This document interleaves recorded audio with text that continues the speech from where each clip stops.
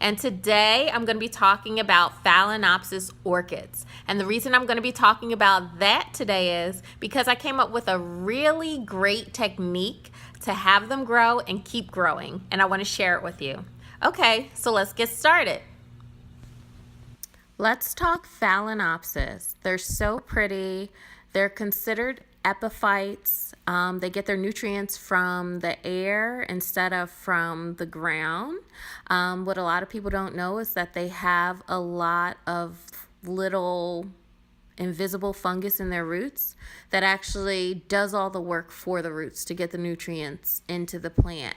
So I'm going to be talking to you guys today about that and about my technique based on that. Here's what you'll need: some used coffee grounds, a glass jar, some sphagnum moss,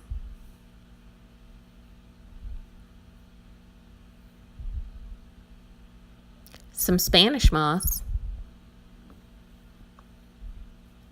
and a Phalaenopsis orchid. Let's begin. So first things first, what you want to do is take your Phalaenopsis orchid out of that pot that it came in, because the pot is really cute and pretty, but typically they'll wrap it in this plastic wrap, and it's been in there for a while, so it's probably root bound, and you definitely want to take it out. So I'll just snip around the edges and then I begin pulling, and the reason is because I don't want my scissors to cut any of the roots because it's so tightly root bound. Some of those roots probably aren't super healthy. So I just pull away the plastic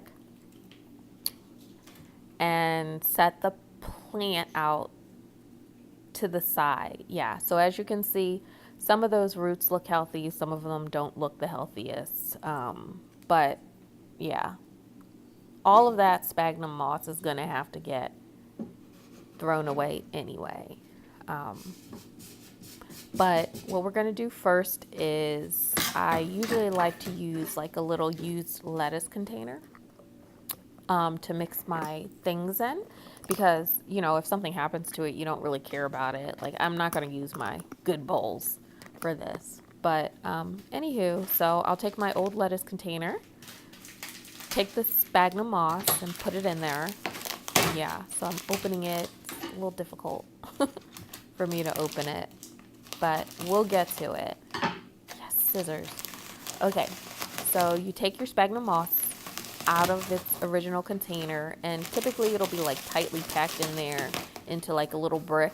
So I'll fluff it up because you want to add as much air to your environment. And then, yeah, I shake it a little bit sometimes to add a little bit of air. And then you take your used coffee grounds and add those. And then I mix it by hand and I try to evenly distribute it throughout the sphagnum moss, because you really don't want any pockets of just coffee. And the reason is because you don't want the acidity of the coffee to burn your Phalaenopsis roots. So I'll just mix it all up throughout and make sure everything's evenly distributed. Now, before, when we were talking about the roots and we were talking about how the roots have fungus in them, what happens is that the fungus will break down these coffee grounds and distribute all of the nutrients from the coffee grounds to your Phalaenopsis orchid. So that's why we're adding the coffee grounds. That's why the coffee grounds are good. You don't typically have to add fertilizer to this container once you've added these coffee grounds to it. Next, you just take your sphagnum coffee mixture and start packing it into your glass jar.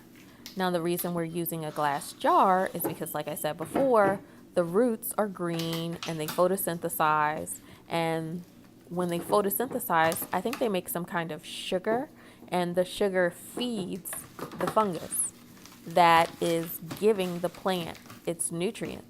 So you definitely want photosynthesis. So the glass jar allows sunlight in and allows the roots to photosynthesize. All right, so next I am putting this Phalaenopsis orchid's roots we already took out all the old sphagnum moss into the glass jar. And this is like the most delicate part of the procedure where you just have to gently put these roots in, because again, you can see the yellow one, you can see the dark green ones that are super healthy, and some like over plumped ones that look like they're about to like shrivel up. But you take all of those roots and put them in there. You don't care about any of that. But you want to make sure that however they are, they go straight into the container and that you don't damage them any further. So this part you have to be super careful for. So I take my hands and I like gently pack more sphagnum moss coffee ground mixture into the container. And I'm doing this like pretty slowly because, like I said, I don't want to damage the roots any more than they've already been damaged. We want to salvage the roots. So it takes, for me, it takes a while for my orchids to make new roots. So what you're really doing is just trying to keep this orchid alive long enough for it to make new healthy roots. And it'll make new healthy roots in this container. But until then, like all of the damaged roots still have to stay intact. So this helps that happen. So I'm just taking my fingers and just kind of poking a little bit of sphagnum coffee ground mixture into the jar, you know, making sure not to crack any of the roots or damage any of the roots or scratch them, and just kind of rotate the jar as I'm doing it. Now, another important thing is that I'll actually leave some spots where I don't put sphagnum moss in. Like this section here, most likely I'll just leave part of that section unpacked. And the reason is because this is in a glass jar. There aren't any holes in the jar. So you want to allow air to be able to move in and out of the jar as necessary, because your Phalaenopsis is going to be photosynthesizing. It needs CO2, but your fungus also needs oxygen and stuff like that. So you don't want the environment to become anoxic. So you just leave places for air to get in. So yeah, I'm probably going to leave those open spots in there.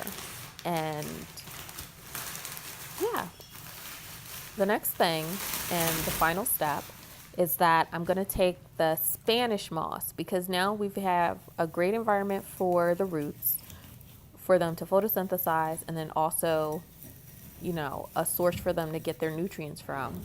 But the rest of the plant can actually dry out at this point. So the Spanish moss, if you pack that around the top of the plant, it actually wicks any moisture up from the inside of the jar up and through to the rest of the plant. So that's what I'm doing last. So you just kind of gently pack it around the outer edge, and then also orchids tend to like it tightly packed as well. But you don't want to pack them so tightly that they like begin to suffocate like it was in that container. You want to leave some air, but you do still want to give them a little bit of tightness so that they feel comfortable inside this jar. And then you just kind of cut away any of the flyaways. And then the perfect spot for this is an indirect light. So I put it next to a window in my kitchen that gets indirect light. And it's really pretty. After a while, the sphagnum moss will begin to grow like green algae on it sometimes. And so the whole bottom will turn green. Yeah, and it's really pretty. And I found that all I have to do is just water it once a month, like with 1/4 of a cup of water. And I don't have to fertilize it because it already has the coffee grounds in it. And it's really pretty and really easy. So that concludes the Phalaenopsis. I hope you all try it and enjoy your Phalaenopsis blooming year round. If you have any questions, leave them in the comment section, and like and subscribe. And that is all.